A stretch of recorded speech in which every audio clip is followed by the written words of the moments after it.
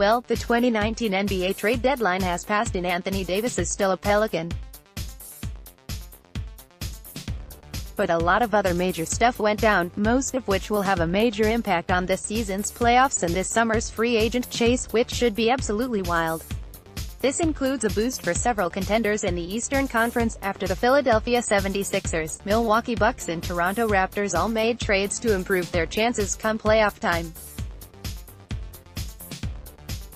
While the West didn't experience too much change, aside from the Dallas Mavericks landing Kristaps Porzingis from the New York Knicks, it did see the Lakers fail to land the Pelicans' coveted big man.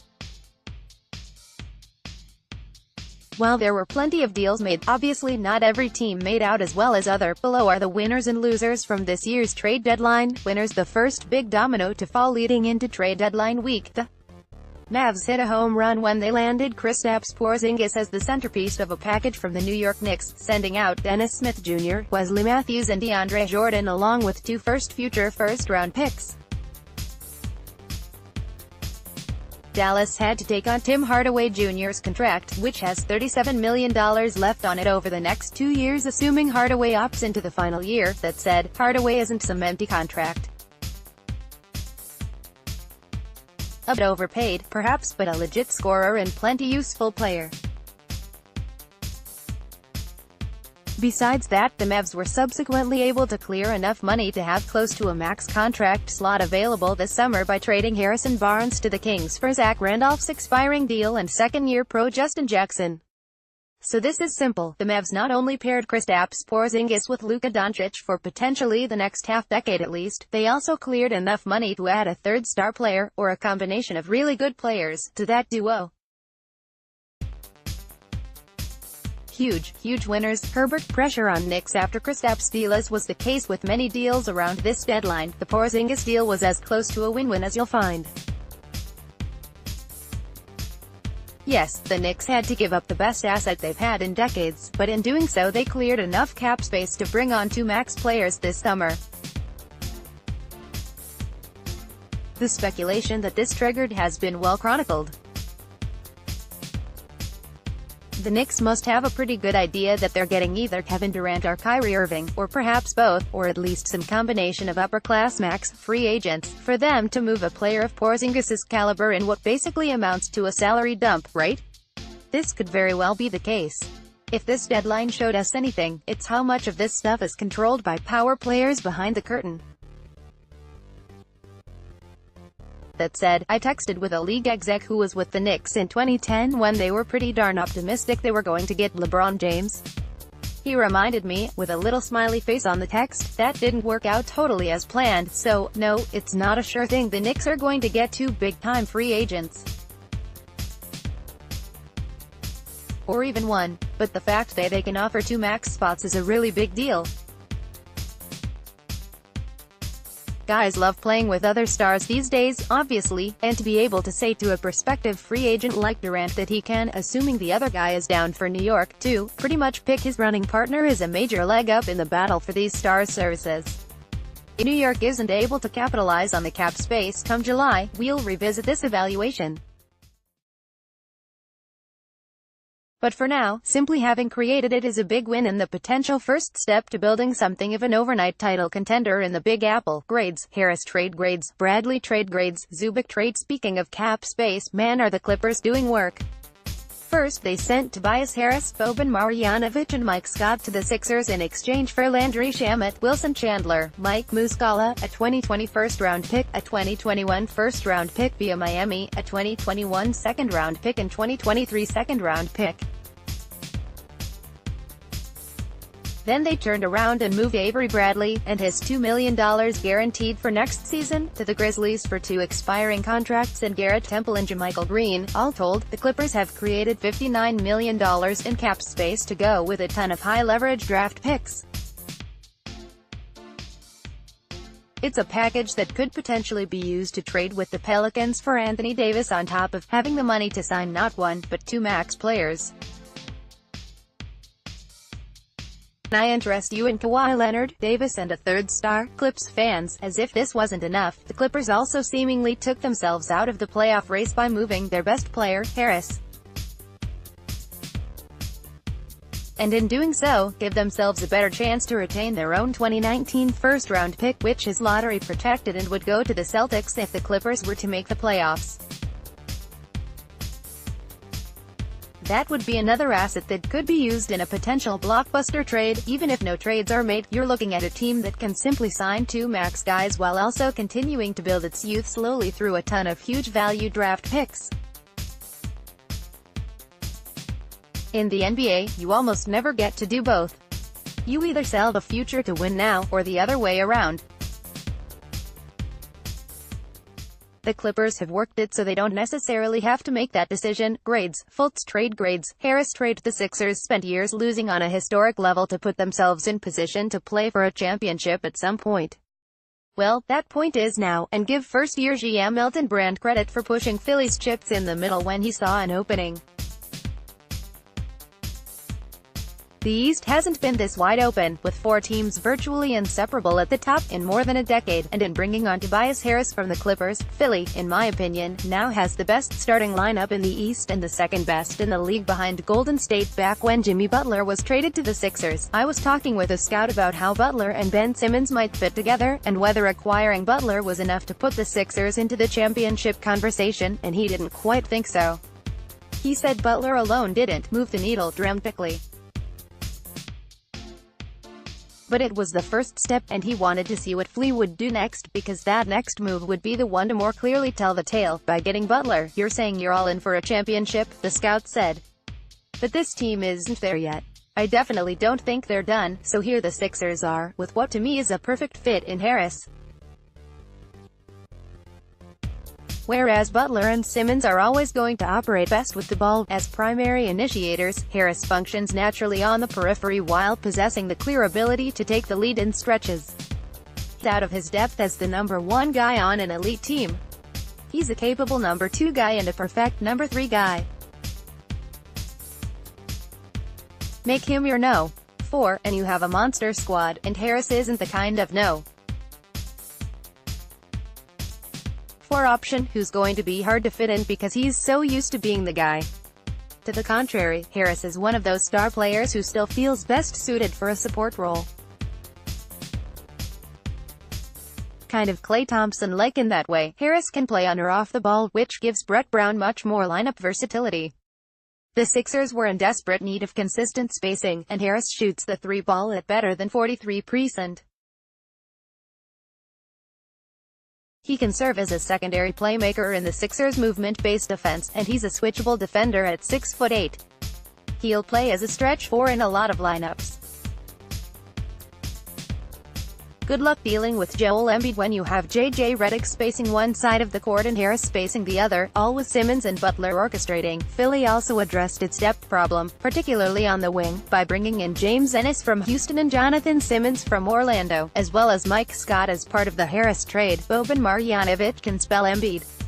Jonathan Simmons came to Philly, of course by way of the Sixers finally giving up on Markelle Fultz, who was sent to Orlando.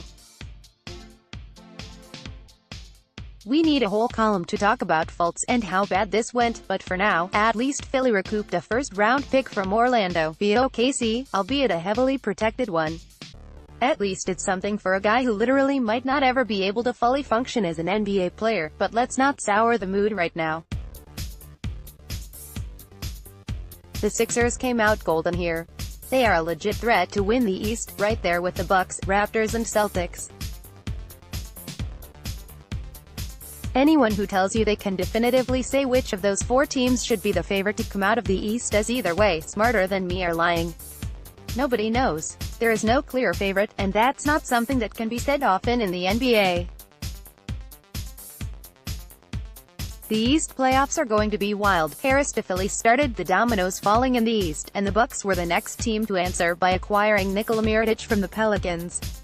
I hardly have the words to describe how perfect a move this was for Milwaukee. Yes, there are going to be some issues with Mirotic and Brook Lopez getting spotlighted on the defensive end, but Milwaukee survives on conservative team defense anyway. The upside of Mirotic on the offensive end outweighs any defensive problems that can't be mitigated elsewhere.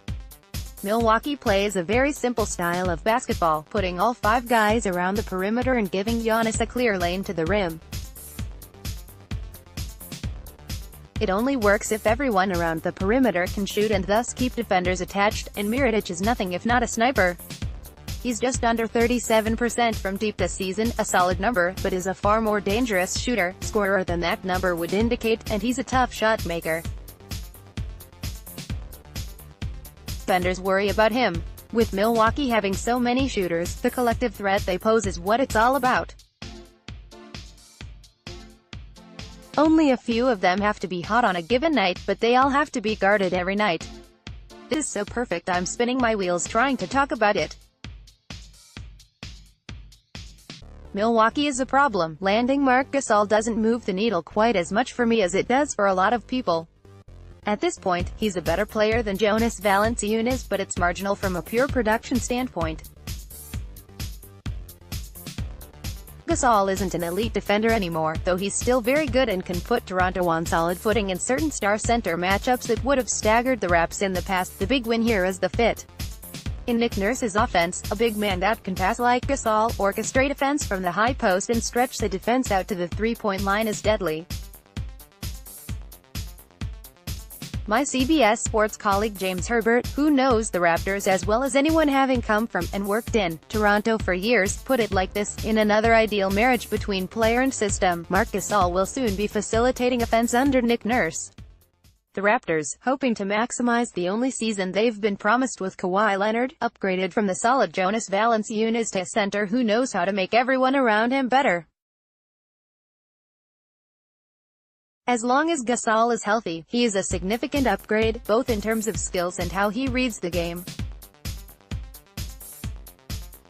In order to make this happen, Toronto sacrificed guard DeLon Wright, who is headed into restricted free agency, and wing CJ Miles, who had lost his spot in its crowded rotation. The move likely pushes Serge Ibaka to the bench, but it will be interesting to see how the front court playing time gets divided. Despite his resume, Gasol might have to live with his minutes getting reduced against, say, Al Horford.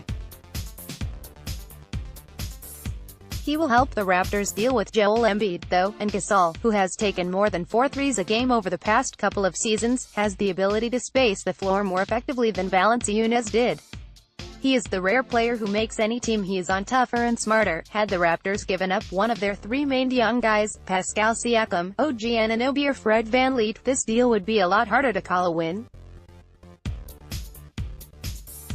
But keeping that young core and getting Gasol clearly positions the Raptors to maximize what might be the only year with Leonard without compromising the future. The Sixers made a move. The Bucks answered. Then the Raptors followed suit. All year long I've had scouts tell me they think Toronto, along with Boston, is the most complete team in the East, the one with the fewest holes. I can't imagine getting Gasol will somehow change those opinions. I'm going to keep this very simple. Anthony Davis didn't get traded.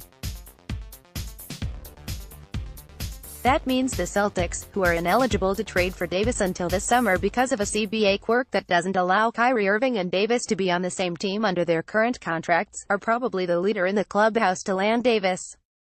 If that's not a win, I don't know what is. Losers grades, Muscala trade grades, Bullet trade. New Orleans didn't budge for the Lakers' best offer. Brandon Ingram, Lonzo Ball, Kyle Kuzma, Josh Hart, Ivica Zubac, Kentavious Caldwell-Pope and 2 future first-round picks. That's no bum offer, people. But the Pelicans clearly think it's an inferior package to the one the Celtics can potentially offer this summer, which would presumably include Jason Tatum and a couple potential lottery picks, among other ready-made, valuable players like Marcus Smart, Jaylen Brown and/or Al Horford. Most people I've spoken with around the league agree with the Pelicans, understanding the risk of waiting on an unknown with a solid offer on the table. Boston's potential offer looks better, perhaps significantly. So the Lakers miss out. For now. If Boston can't come though this summer for whatever reason, New Orleans can probably go back to the Lakers, or perhaps deal with the Clippers, who continued putting together quite the trove of draft assets at the deadline. At least that's what New Orleans is banking on. We'll see. In the immediacy, with this being a winners and losers column, it's hard for me to attach either evaluation to the Lakers. Everything could change this summer if they get another max player and/or end up with Davis anyway, perhaps without having to give up so much if leverage swings back their way. Still, with the information we have right now, we have to deem the Lakers a deadline loser, stripping away all the qualifiers. The bottom line is the Lakers went all in for Davis, came up empty. They put all their eggs in a basket that was never quite full enough. To avoid this, they could have gone harder after Paul George when he was still in Indiana and available for far less than the Lakers just offered for Davis. They could have offered a huge package for Kawhi Leonard, but they didn't, again assuming he would just come to them on his own, and now it's the Raptors who are in the championship picture. The Lakers, along with a lot of other teams, clearly messed up not taking a one-year, low-risk gamble on DeMarcus Cousins, who would have made the Lakers at least a scary playoff team and could have potentially been had for roughly the same money they handed out to Lance Stevenson. The list goes on. Had the Lakers drafted Jason Tatum or De'Aaron Fox rather than Lonzo Ball, this deal for Anthony Davis would likely be done already. Instead, they took Ball and shipped off D'Angelo Russell, who was just named an All-Star with the Brooklyn Nets. At every turn the Lakers have assumed their name in geography would do the work for them. It got them LeBron, but that's not enough in the West. The Sixers didn't wait for Tobias Harris or Jimmy Butler. Meanwhile, as all these other teams have been the aggressor in becoming a championship-caliber team, the Lakers, who talked so big about their commitment to patience and the development of young players, are left with a hot-seat coach, a disenchanted superstar and a potentially very sour team that is in real danger of missing the playoffs. To be fair, the Lakers did improve their team on the margins, adding 2 shooters in Reggie Bullock from Detroit and Mike Muscala from the Clippers, who'd got Muscala from the Sixers. Why the Lakers didn't prioritize shooting more last summer, when instead they focused on adding multiple playmakers, like Stevenson and Rajon Rondo, is another conversation. But they've addressed the hole to some degree now and it should help them down the stretch. Will it be enough for the Lakers to get into the playoffs, let alone make any noise? That remains to be seen. After Thursday's win over Boston, hugely impressive after the week they've been through, the Lakers have to go 19-8 over their final 27 games to reach 47 wins, which still might not be enough to get them into the playoffs. To reach 50 wins and presumably secure something better than the number 8 seed, which, in all likelihood, would merely net them a first-round death sentence versus the Warriors, the Lakers would have to finish the season on a 22-5 run. Do you really see that happening? Of the 3 people in the league to whom I posed this question after Thursday's deadline pass, 2 do not see the Lakers making the playoffs this season. That 17-game LeBron absence is just going to be too much to overcome, said one. The other thinks LeBron turning on the late-season Jets will be just enough to allow the Lakers to squeak in. It's a modest goal for a team that had designs on becoming a championship contender in a matter of one trade, but it's where the Lakers are at. If things don't go their way in a few months, they might be stuck there for some time, as bad omens go. John Wall rupturing his Achilles tendon by slipping in his house certainly didn't bode well for the Wizards' trade deadline prospects to somehow improve their outlook. Despite multiple reports indicating the Wizards intended to keep both Otto Porter Jr. and Bradley Beal, only Beal remains. Porter was shipped to the Bulls for, wait for it, Bobby Portis, Jabari Parker and a 2023 second-round pick. Parker and Portis are short-timers on expiring deals. Second-round pick 5 years from now as well, a second-round pick 5 years from now, so the Wizards cleared Porter's money. Great. But I can't believe they couldn't have gotten a bit more for him, and besides that, if you're going to at least start down the rebuild road, why not get something for Trevor Ariza? Why not get more aggressive with the rest of your roster and actually cut your losses with Wall out for a year at least, and perhaps in a position where he won't be back to the old Wall for 2 years, if ever. As it stands, the only player with enough value to kickstart a rebuild on the open market is Beal, and now he's left as a lone wolf on a team going nowhere fast. Oh, and did I mention that Wall's $170 million contract extension hasn't even kicked in yet? That he'll be making $38 million next season to rehab? That the Wizards are still operating as if this is a team that should be kept intact and can win in an Eastern Conference that has blown up with elite teams? Yeah, the Wizards are losing all over the place. The Hornets have gone from looking for a trade for Kemba Walker to looking for a trade to help Kemba Walker. Dude has been so good Charlotte can't even think about looking at him as an asset lure. Now Walker's needs a co-star like nobody's business, and Charlotte was reportedly this close to getting Marc Gasol. It wouldn't have had championship implications, but man, that would have been big for a Hornets team that is pretty good and is probably going to make the playoffs but just can't win enough close games to take a real step forward. Gasol would have been so big, and Charlotte doesn't get many shots at players like that. Disappointing. View profile. At this point in his career, Mike Conley deserves to play on a winning team. He's too good to be riding out the rebuild in Memphis. We heard his name mentioned as a possibility for the Jazz, and that would have been a great pairing with Conley running the show next to Donovan Mitchell and playing pick and roll with Rudy Gobert. We also heard Gasol and Conley might be headed to Toronto together. That would have been amazing. Instead, Conley's grit and grind brother gets a shot at a championship and Conley does not. Who knows, maybe Conley is happy to stay home in Memphis. Maybe he's comfortable in his life there. But from a basketball standpoint, there are a lot better situations out there and it looked like a cinch he was going to be heading to one of them. Just didn't happen.